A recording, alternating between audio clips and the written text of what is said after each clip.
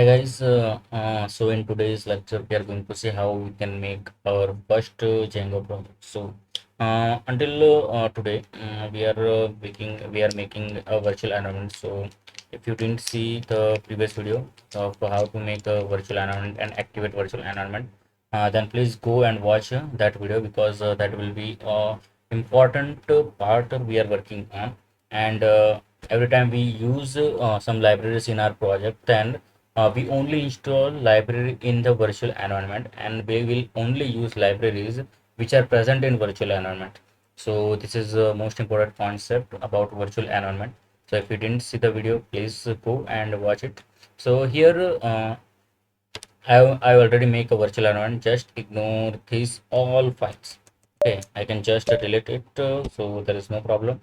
And this is the virtual environment, and I already show. Okay, so there is a problem and I don't see any file available inside this virtual environment. So I'm just deleting and okay, second. I'm deleting it and I'm making a fresh virtual environment using the command I'm writing in a moment. So the way I'm making virtual environment named VENV. Okay, so it will create a virtual environment for me. And after that I whatever work I want to do, I will for the project I will first activate my virtual environment and then only I will do my any work on the project. So first of all I have made the fresh virtual environment, and after that what I need to do is first of all activate the virtual environment. So for Windows the command is virtual env name, then backslash, then scripts, then backslash and activate. So this is the command for Windows who are using Windows. Use this command to activate this virtual environment, and which are using Linux or Mac, type source, then virtual environment name which is VNV, then slash bin, thus activate.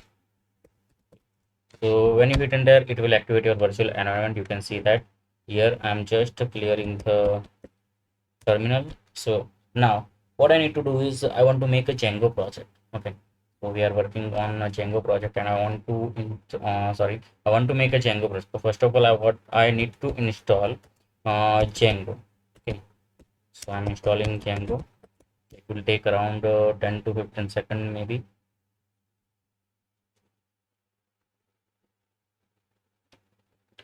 Here it is done. Django is installed perfectly. Now I want to make a Django project. So this is the main part of the video. Just focus. Uh, when I've already show you that I'm installing Django, and if I write Django dash admin, then what can we here we are seeing some commands. Okay, so here are multiple commands we can use with Django dash admin. Okay, so the first command we are using this is start project to make a fresh project. Okay, so we will use like a Django uh, dash admin. This is the command to create a project, create a fresh project. Okay, so then start project. Okay, so start project we are using this, and then space, and then whatever you want to name your project. Okay, so I want to make my project as YT. Okay, so I'm making this and you will see another folder named YT. So here's the thing. Now when you go in the YT folder, you will see another YT folder and one file manage.py. This is your project. You can say this is your main project, and in this YT, this is your main application. So okay, so we are combining multiple application like this and making a project. So in Django, when we combine multiple application, this is it is called as project. So this is first application which is called main application, and this is the most important application. We can use it in many things. And manage.py are we are using generally for managing the stuff.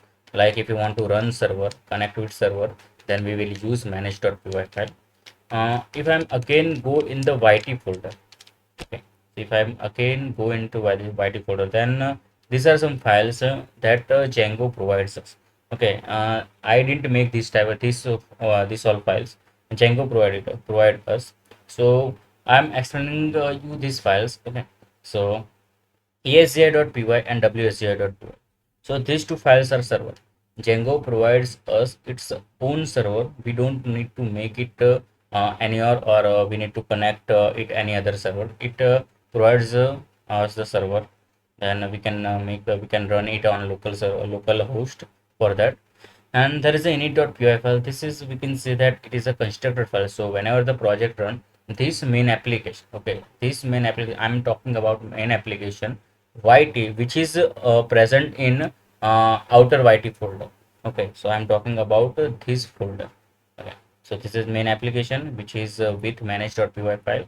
And I'm if I'm go inside this, then I got init.py file, which ensures that whenever the project runs, this application runs. Okay, and after that urls.py, then I think you may know about urls. So what url is that if I'm clicking on something in a web browser, then I'm redirecting through some other page. Then if you focus on this url bar, so sometimes it is changes, like if I will go inside this. So this is my LinkedIn profile, and so it is opening, and this is URL. Okay, so this is my profile's URL, and if I go into something like this, then this URL changes. Okay, so whatever whatever will be present inside this URL. So if I'm writing like www.linkedin.com/fit, then I'm coming to this page. If I want to go on my profile, then the URL will be different. So whatever URL we want to make will be present in urls.py file. Okay, so this is for URL stuff. And settings.py, for explaining settings.py, what work settings.py do, I need to open up this project first. So first of all, I'm opening this demo application. Okay, so I'm opening this with PyCharm. So it will take around 10 to 15 seconds. So please wait for that time. So I'm gonna explain the settings.py, which is most important file in whole Django project. So if settings.py is not there, your Django project is nothing. So we need to understand the settings.py in depth, and I'm explaining you this right away. Okay, so just wait for some seconds, and I will be explaining you settings.py.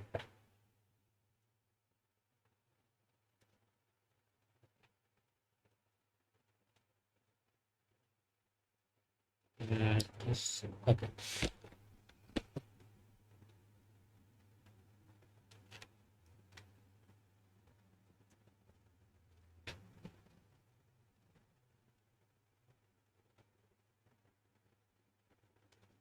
Now, here is the main project, and inside this there is a main application, and inside that main application we are having some files. These five files will be present inside main application, and I've explained you asgi.py file and wsgi.py file, which is needed for server handling. Init.py is a constructor file which makes sure that when our project will run, this main application will run. And settings.py, the main most important file in whole Django project. So here are some lines are written. I have not written this. Django write and give it to us whenever we make a new project in Django. So what these lines are want to say? Then I'm going line by line. So here we can read the command like build paths inside the project, like base directory, subdirectory. So what is base directory? Okay, so base directory means whatever you are seeing this, there is no need to understand this. This is the high level stuff. And what it will do, it will give us the path to reach this folder. Okay, it will give system, like my Linux system will give the path to reach this YT folder, which is main project folder. Okay, main project folder, not main application folder. Okay. So this will converted into the path to this YT folder. okay, which will stored in base directory. So base directory is the path to the our main project. After that, secret key. So secret key is something very sensitive information. So you can just remove this while uploading on it on GitHub or something. So if your project is sensitive, if your project is your main project like thing, then you can avoid this. You can just remove secret key. Just a second, guys. Okay. So this will this is you can remove this for security, so security purpose. Then debug equals to true. I will explain it in some time. Then allowed host. So whenever you are deploying your site or deploying your project on cloud, then we need to write the cloud information, the configuration of cloud according to the which cloud we are using. If we are using AWS, then we will write configuration for AWS. If we use Azure, then we need to write configuration for Azure or Heroku, whatever it is. So we need to write the configuration of particular cloud in this. Then installed apps. I will explain this part in next lecture because I need to show something to you. So I will explain this part in next lecture. Then after that, middleware. So middleware is generally used to connecting with a server or request response cycle. So generally it is used for Django provides a security middleware, session middleware, common, then CSRF authentication, message and extreme option middleware. So this middleware are securing our website, securing our project. So this is most useful. You cannot remove any of this from the settings.py. So basically you will not remove any single line from the settings.py. Okay, so you can add the lines, but you will not remove any lines from settings.py. Then root URL configuration. It is root URL conf, but you can say that root URL configuration, which is yt.urls. So it is saying that first of all, where the Django project will go. Okay, so first of all, we need to find a web page, and for finding a web page, we need to have a URL.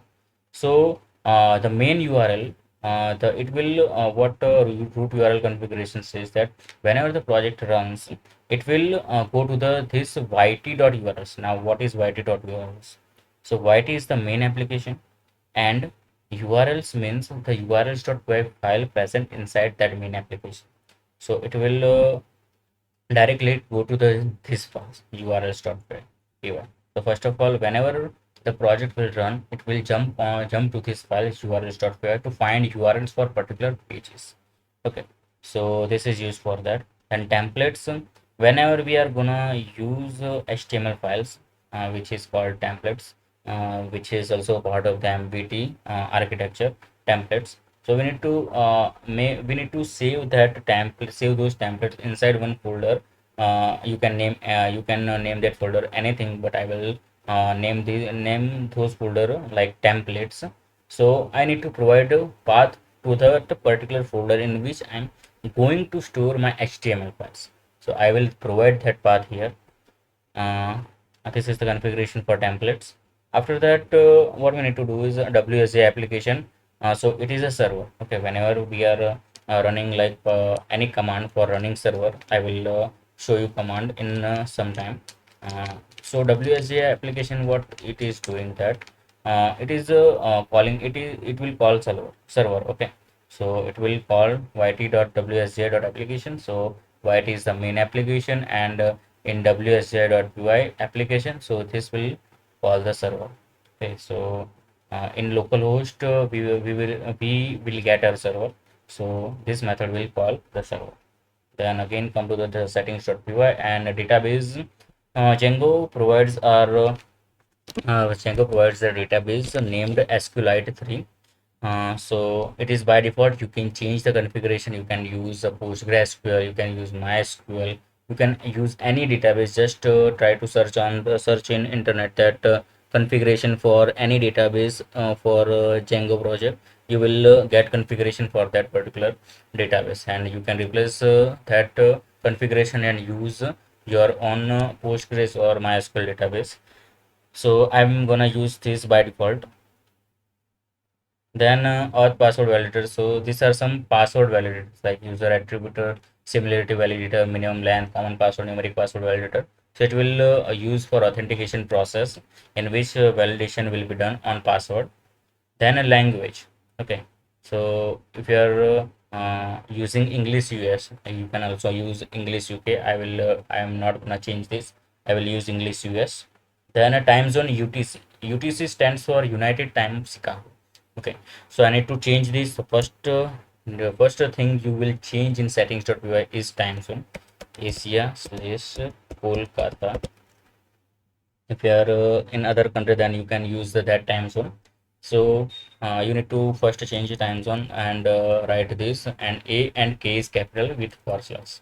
Okay, so Asia slash Kolkata. First of all, you need to change this time zone. Then use I18 and use L10 libraries. These are the most important libraries which is used in template representation on web browser. So before the version 2, we need to write these libraries in templates, but now Django provided in settings.py, so we don't need to write it in HTML file or templates. We don't need to import this or load these libraries. Then use tzmin use time zone. So it will use Asia slash Kolkata time zone for any of work like database entry like things. So whenever the time is included, then static URL. So inside our project, what we are gonna do is we are using some static files like css gs, then bootstrap files. So this all files we are gonna store in static folder. So this is the path for static folder. I am in future access, I will make a folder named static here. So this is the path for that, and I will write another configuration for that too. So we will send details in that particular lecture. Then default autofill, this is for the database primary keys. So if you want to enter a lot of number of entries in particular table, then you need to use the beep autofill. Autofill is nothing but just generating integer numbers. Okay, so 1 2 3 4, so it will generate as a primary key for the database. So this is all about settings.py file. I hope you understand. If you are not understand, then please rewind the video and again try to see it. And if then too you are not understanding, then write in the comment section. I will clear your doubt. Okay, so now I'm going to run this project. So what I need to do is to run this project. I made this project YT project, but okay, so this is something I don't want to reactivate. Then reactivate, I guess. Okay, so there is a problem in this terminal. I'm gonna use my own terminal, Linux terminal. Then just writing clear for sprint clearing. Then virtual environment is already present. So first of all, I want to show you that whenever I want to run my project, what I need to do is, first of all, I need to go on this path, okay, where my manage.py is residing. Okay, so manage.py is in this path. So what I need to do is I need to open this path on my terminal, like desktop slash demo, and I need to go into YT. So if I write ls here, then here I have my manage.py. So from here, from only this path, I can run my project. So for running the project, use python manage.py run server. Okay, so this will run my project on local host. So here it is giving me some warning like you have 18 unapplied migration. We will talk about migration in upcoming lecture. So just ignore this part, just ignore this red line. So whatever command prompt you use or cmd or terminal you are using, it will give you this error first time. So don't just ignore this error. It will not affect our server from running. Then it is these are some information like on which date, on which time I'm running the server. So this is 10:04 ist. Django version is 3.2.3 and server is run using yt.settings file. Okay, yt.settings means this file, yt application and settings.py. So using this file, our server is running. On which server it is running? So it is starting development server. So there are three type of server. One is the development server, other is testing server, and other is third one is a production server. So we are developing the project right now. So in local host our server will run. So this part is local host. Okay. So 127.0.0.1, which is localhost, which will be same for all the systems. Okay, you are in your system to 127.0.0.1 will be localhost. Okay, so this is by default. We can't change this, and we need to use one port number to run our project. So which is 8000. So we can change this port number. Is if needed, I will explain you in upcoming lecture that how we can change this port number. So I'm clicking on this and it will open my project in browser. So I'm just copy and pasting. Okay, copy and okay, I think there is a problem, I guess. Okay, the server is stopped running. So if you try to give a keyboard interrupt like Control C, it will stop the server. If I'm trying to enter like Control C, then it will stop the server. So I want to run it again. So at this path like 127.0.0.1 colon 8000, it will run my server. So if you see this on your system after doing this, what I have done from the starting of the lecture, then your work is successful, your project is completely successfully built. Okay, so it is saying that the install worked successfully. Congratulations. Okay. So now you are seeing the page, but why are you seeing this page? So here is the reason. So you are seeing this page because debug equals to true in your setting file, and you have not configured any URLs. Okay. So we have not made any URLs, our custom URLs, and in settings file, uh, we have something like this. I showed you that I will explain you in some time that debug equals to true. So because of this line, we are seeing this page. What if we make this false? Okay, so if I try to make this false and if I save this, then you can see something like this.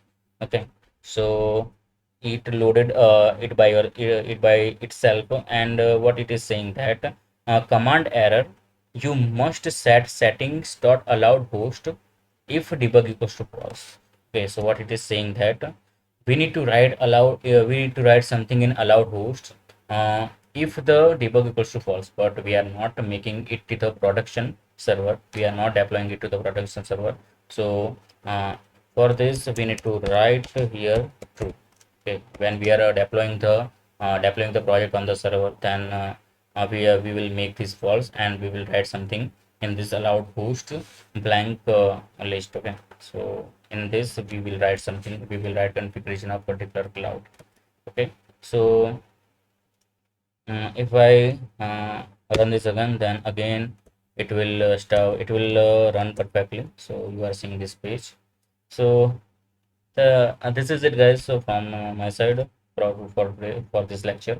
So this is good. It is working, and if you have any confusion, just rewind the video and see it again, and write the all the commands I am writing. Okay, write all the commands. Make a note of this because all this command will be so difficult to remember, and you will take time for the remembering these commands. Okay, so I also took a month when I was starting learning Django.